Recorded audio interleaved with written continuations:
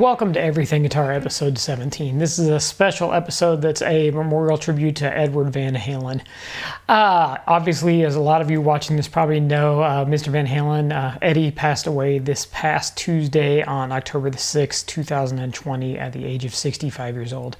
He was born in January of 1955, and when Van Halen 1 hit the scene in 1978, it's safe to say that he changed the landscape of rock guitar forever. Prior to Eddie, probably the original guitar hero was Jimi Hendrix, who ironically just came about a decade earlier. But when Edward came out and when Van Halen 1 came out, it just completely changed the trajectory of rock guitar.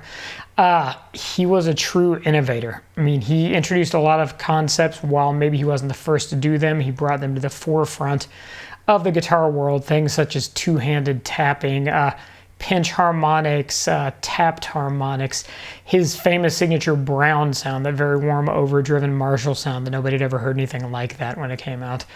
And then obviously he evolved as his career went on from the late 70s up to the obviously early part of the 2020s this year. So this episode, what we're going to do is we're going to dive into a little bit of the typical format regarding news and a mini lesson and so on. But it's all going to be Edward based. This is my way of paying tribute to a man that, while I wouldn't say to use academic terms, he was a primary source or a primary reference for me, because I didn't get into Van Halen until I'd been playing for a while, even though I started playing in 1989, which obviously is very much an 80s guitar period.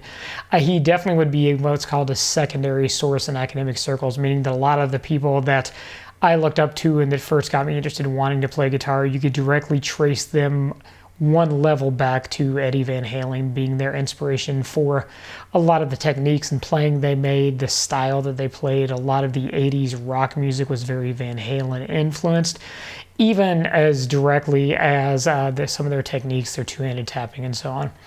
So let's start out by jumping into the news this week. And like I said, this one's going to be a little bit different. So here is the news.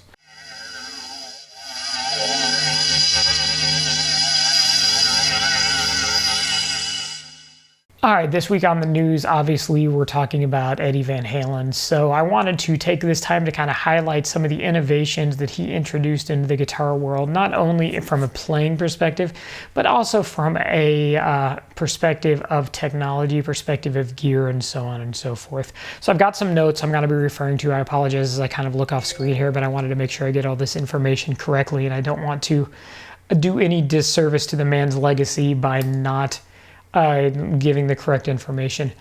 So to start out, let's talk a little bit about him as an inventor and an innovator on the front of technology, guitars, amps, so on and so forth.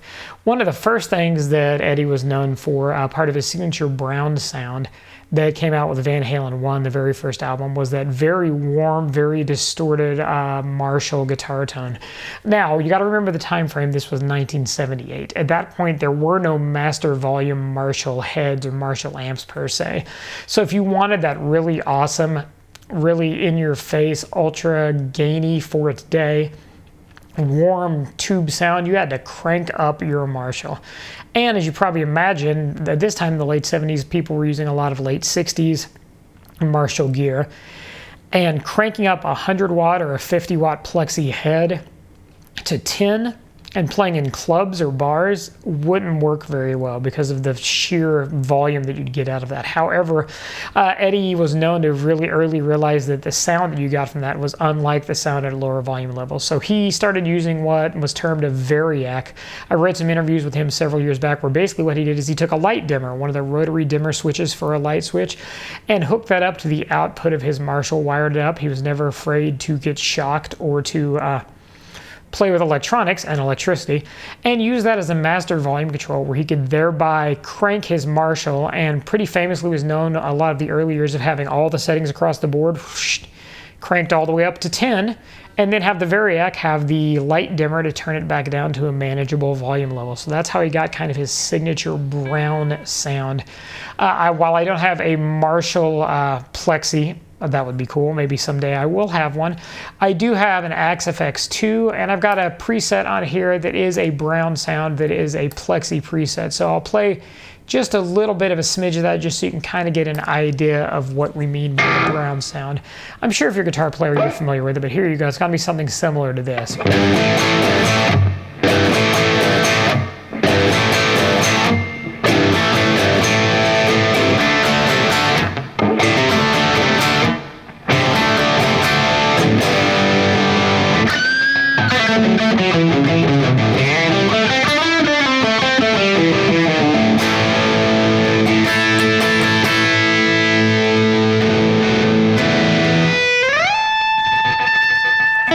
So there you go, that very cool overdriven sound, the brown sound, thanks to Eddie's use of a variac or a light dimmer in the circuit on his Marshall output, was able to kind of influence a number of guitar players with that really, really high gain sound.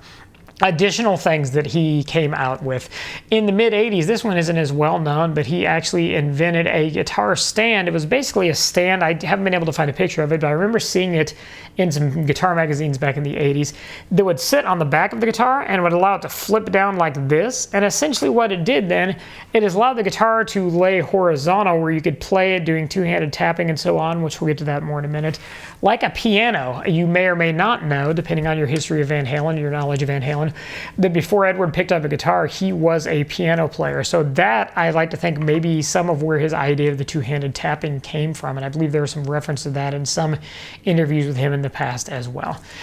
Another thing that he actually holds the patent to, and I looked this up, this is still showing as a patent in the United States and internationally as of the early 2000s, about 17 or so years ago, was what he termed the D-tuna, which basically was a lever that would attach onto the back of a Floyd Rose guitar and allow you to detune a string by a certain amount or a certain pitch. In the case of his guitars, he most famously used that to take the low E string and drop that down to a D string. And I'll put a picture of that up here where you can see that D-tuna, and you can see it on one of his PV EVH guitars. Additionally to that, although Eddie started out playing his Marshall head, by the late 80s, early 90s, that head assumingly was probably getting pretty worn. So he actually partnered with the PV Corporation and came out with the now iconic 5150 amp, which was his signature amp. Now, whether he knew back then in the early 90s that that was going to fuel a legion of very, very heavy metal, progressive metal, melodic death metal players, all kinds of stuff. Whether he knew that his invention as far as an amp, his product, was going to fuel a whole movement of heavy metal from the late 90s and moving forward is obviously anyone's guess. But he invented and came out, or he created the 5150 with PV in the early 90s. That iconic amp that we all know and love so much and is used in a lot of modern rock productions from the mid 90s on. In the mid-2000s, I believe it was about 2004, he left PV and formed the EVH company in partnership with Fender, which was basically the next evolution of the 5150. It's actually known as the 5153, or -3, which continued that tradition on. And that amp, if you've never had a chance to play with that, is a high-gain monster. It's got 6 12AX7 tubes in it and 6 EL34 power tubes. It's a 3-channel amp, and if you want something you can get some crazy gain out of and still get very cool rock tones and some pretty nice clean tones, you should check that out. In addition to the amps, obviously, he did have a number of signature guitars over the years. Starting in the 80s, he partnered with Kramer, and they came up with I would say, a tribute to his famous red, black, and white striped Frankenstrat with what was called the Kramer 5150, which was basically a copy of that guitar. Then in the early 90s, he partnered for a while with Ernie Ball Music Man and came out with the EVH guitar, which he's very, very well known for around the time of the For Unlawful Carnal Knowledge and the Balance albums. And then jumped over to PV in 1995. I believe from what I read, that was based on the fact that Ernie Ball, while they were making quality instruments, and he loved the instruments, just couldn't keep up with the volume demand that was needed for his instruments. So he partnered with PV to come up with the EVH Wolfgang, which is a modified version of the Ernie Ball EVH guitar. And Ernie Ball continued producing the EVH, only slightly modified under the name of the Axis, where they moved the 3-way switch location on it and modified a couple of other things. So let's talk a little bit about technique with Eddie. Obviously, what he's probably most famously known for is two-handed tapping. While there are some other guitar players who had done that to an extent in the past. Even some Spanish flamenco guitar players had done that several decades prior to that. And then a few guitar players, I believe Steve Lukather may have been someone who did some two-handed tapping in the early 70s. I may be getting that mixed up. I think that's correct. Eddie is obviously who brought that to the forefront, most notably on Eruption, that tour de force of guitar wizardry like no one had ever heard before when it came out in 1978. Additionally to the two-handed tapping technique, as we discussed at the start, he also brought things such as pinch harmonics into the forefront kind of the world. Pinch harmonics meaning a harmonic where you take your thumb and the skin on your thumb and catch that behind the pick to get that nice little squealy sound. So instead of a B, bending a B note, get something like this. Once again, Eddie wasn't the first to do that, but he's the first that really brought that to the forefront. And additionally, things like tapped harmonics. Play a note, bend it, and then tap it an octave higher.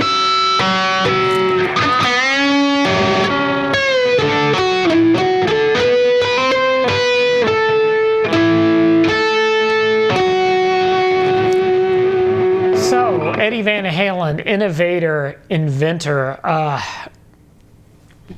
like I said, while I wouldn't say he was a primary source or primary reference for me, not when I first started playing guitar, I started realizing his contribution within a couple of years of playing. And at this point, I think it's very safe to say, in my lifetime at least, he was the GOAT. He was the greatest of all time. I don't think we've had a guitar player come along since then that has had such a seismic change in the landscape of rock guitar as Eddie Van Halen contributed. So thank you, Eddie, for that. Wherever you are, if you can hear this, we all love you. Thank you for everything you brought to us. Thank you for the music. So let's go ahead and jump into this week's mini guitar lesson.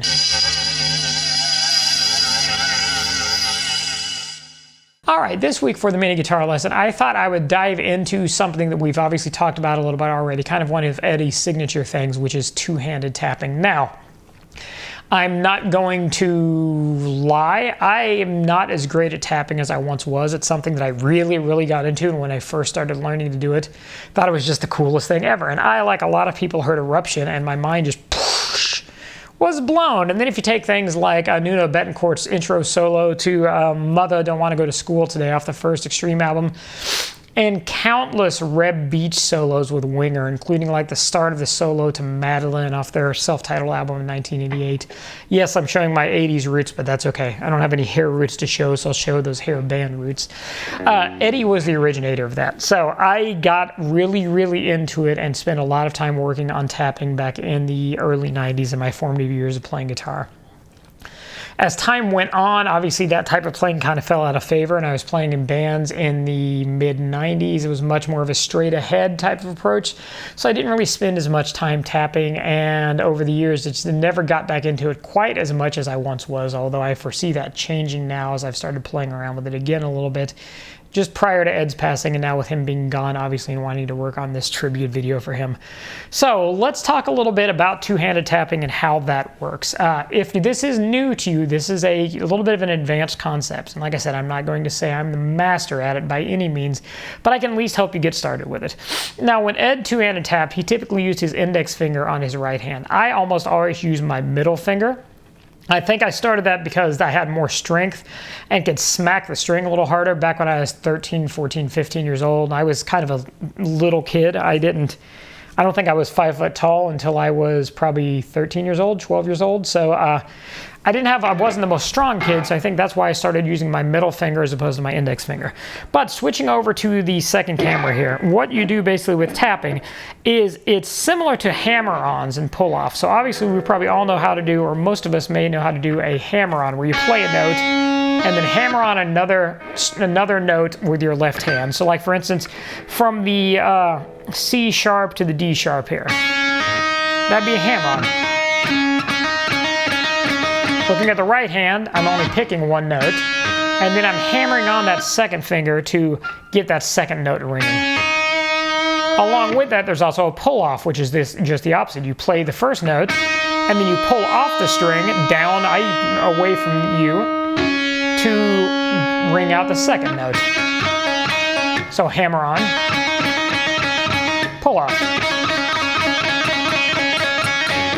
Now, Now, what two-handed tapping, what Edward brought to the fold was taking your right hand and using it not only to do the initial picking of a note, as opposed to using your right hand and doing this, but doing something like this. And you'll see here on the secondary camera that what I do is, once again, I pull up on with my right hand middle finger, and I pull up towards me. Now, you can do it away from you. I think actually watching a lot of videos of Edward, he would feel so weird to call him Edward, even though that's proper Eddie. Watching a lot of videos of Eddie playing, he would use first finger and frequently push away from him. Once again, I don't use my first finger, and that's really kind of a preference thing. I use my second, and I pull towards me. So you can use your middle finger or your first finger on your right hand, pluck that note by pulling on it, and then hammer on.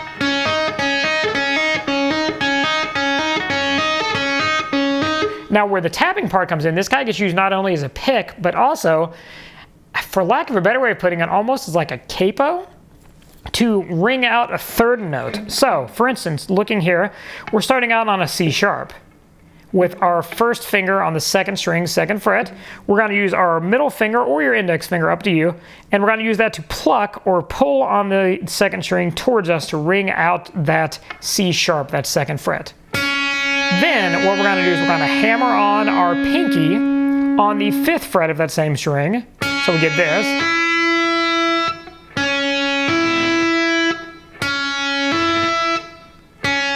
So we're plucking with the 2nd fret on the 2nd string already held, using our middle finger or our first finger on the right hand to pluck it. And you'll notice, we'll talk here in just a minute, I'm kind of strategically placed where my right hand is here along the fretboard. We're hammering on the 5th fret. Now, where the right hand comes in to use that as kind of a movable capo is you can use that then also to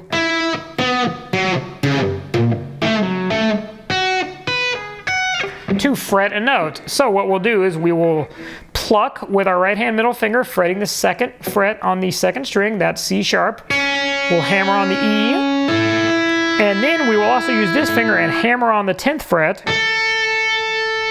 Actually, let's hammer on the 9th.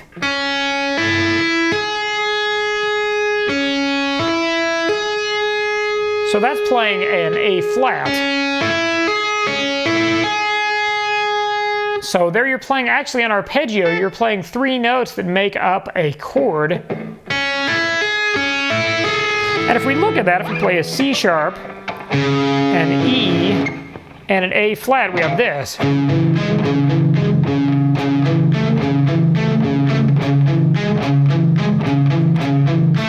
Well, instead of playing that, what we're doing is we are using our right hand and we're two-handed tapping it. So once again, first finger, 2nd fret on the 2nd string, already fretted. Use your middle finger or your first finger, your index finger, hovering over the 9th fret. Use that to pluck that 2nd string towards you or away from you, whatever's more comfortable. For me, I find towards me is more comfortable. Hammer on 5th fret with our pinky. Hammer on 9th fret with that finger we use to pluck. We speed it up, it sounds like this.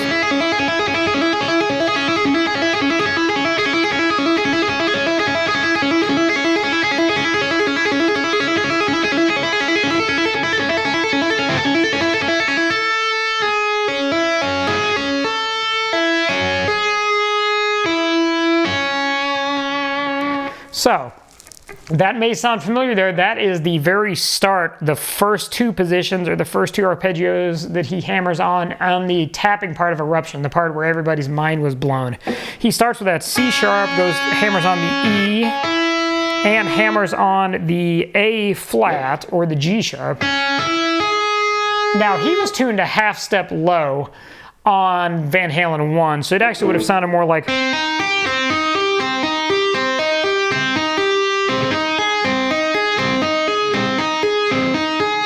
But we're going to play it in the position he played it in, which means we're just going to be a half tone higher. So if you want to play along and try to play along with the part of Eruption, to learn it, one, Godspeed to you unless you're very advanced, because that's still 42 years later is a beast. But just keep in mind that you'll need to have your guitar tuned a half step low to E flat instead of to E. So And let's just move up through that. And I'm not going to pretend that I can play Eruption up to speed at this point. At one point I was able to. I'm going to work on getting back there. But we're still going to cover kind of the process. So he starts with that C sharp, E, G sharp. He does that 7 times. We're going to assume that's 7. Then he moves up to the G. Or pardon me, the A. He moves his right finger up 1 fret to the 10th fret. We're still on the 2nd string, so you're going from an A flat or G sharp to an A. So 1, 2, 3, 4, 5, 6, 7, 8. We switch 3, 4, 5, 6, 7. Then we slide up our left hand. Now we're doing 4th fret, so the E flat, and we're doing the 7th fret. So we're doing the G flat, and we stay on the 10th here initially, so it goes.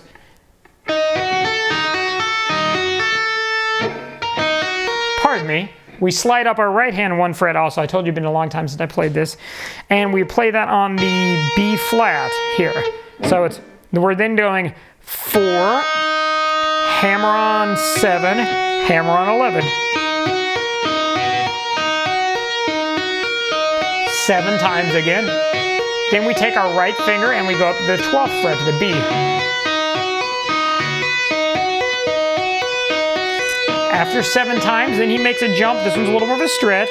He slides his left hand up to the 5th fret, to the E, does 5, hammer on 9, and does the 12th, I believe. Yes, okay. So we do 5th fret, hammer on 9th, that's a little bit of a stretch with your pinky, and then hammer on 12th with your plucking finger again on your right hand. Then he switches, goes down to the 8th fret instead of the 9th, so then we're playing an E, a G, and we slide our right hand finger up to a C. So it goes 5, 9, 12, then switches to 5, 8, 13.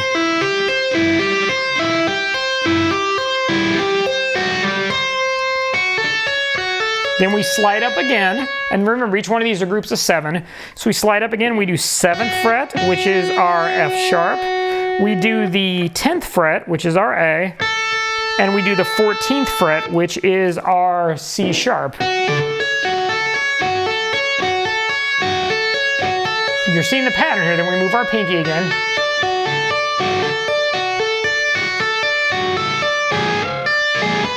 Slide up again, so then we're doing 9, 12, 15. Then we slide our right hand up to the 17th.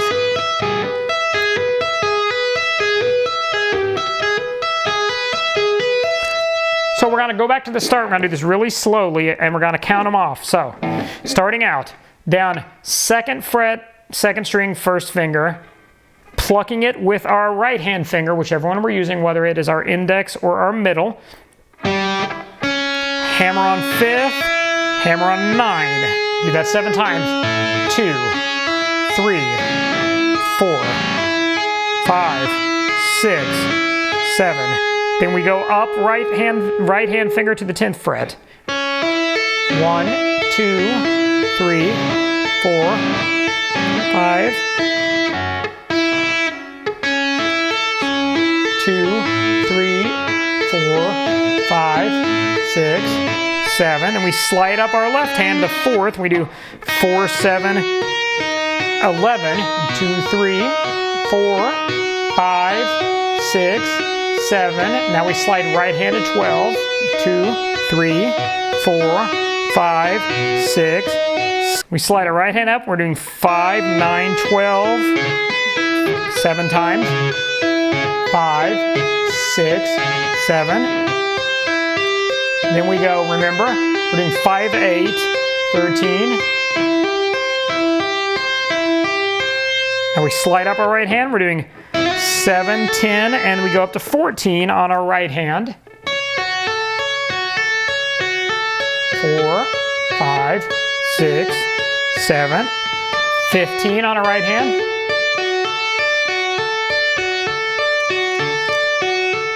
Slide up our left hand.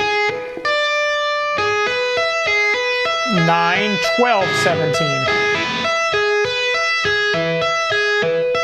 Now this is where it gets tricky. So this descending chromatic riff is kind of hard to do, so I'm going to try to walk through it. I'm going off of memory here. It may not be perfect, but essentially what he does is he hammers on the 17th fret and he descends 4 frets at a time, doing the same stretch. So it starts out 17, 12, 15 twice, 17, 12, 15, and 17, 11, 14, 17, 11, 14, 17, 10, 13, 17, 10, 13, 17, 9, 12, 17, 9, 12. And he repeats that.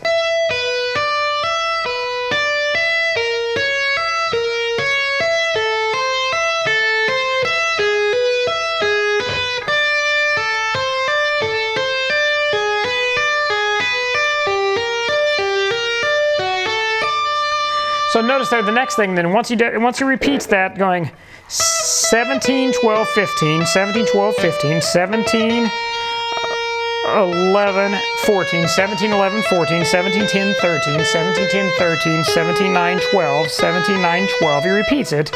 17, 12, 15, 17, 12, 15, 17, 11, 14, 17, 11, 14, 17, 10, 13, 17, 10, 13, 17, 9, 12, 17, 9, 12.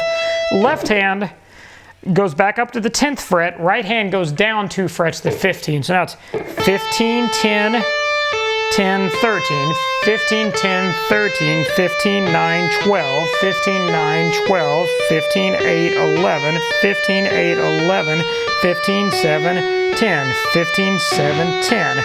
Now right hand shifts again to the 13th fret.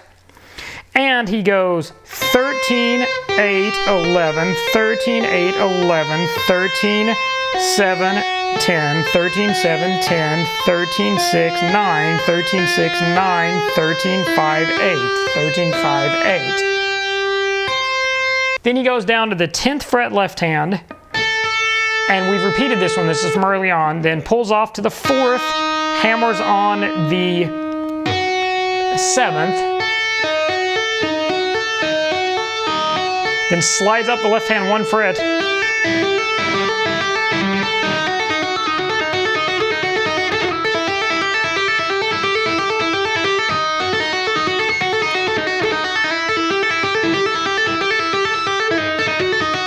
and at the very end, I'm not even going to try to play it up to speed. He alternates his left hand, so it goes.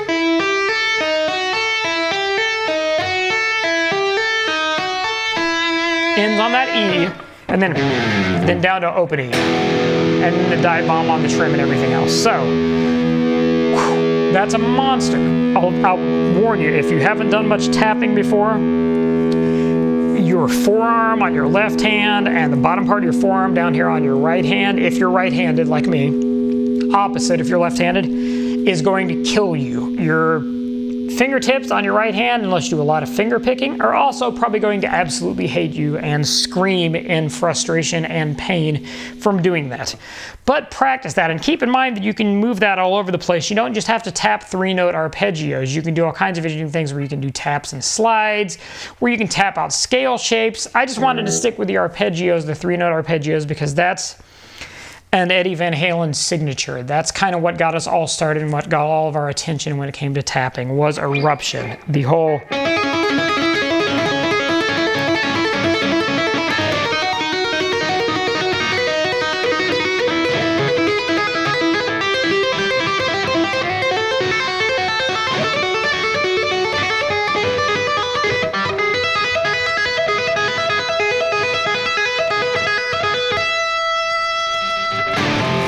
So yeah, two-handed tapping.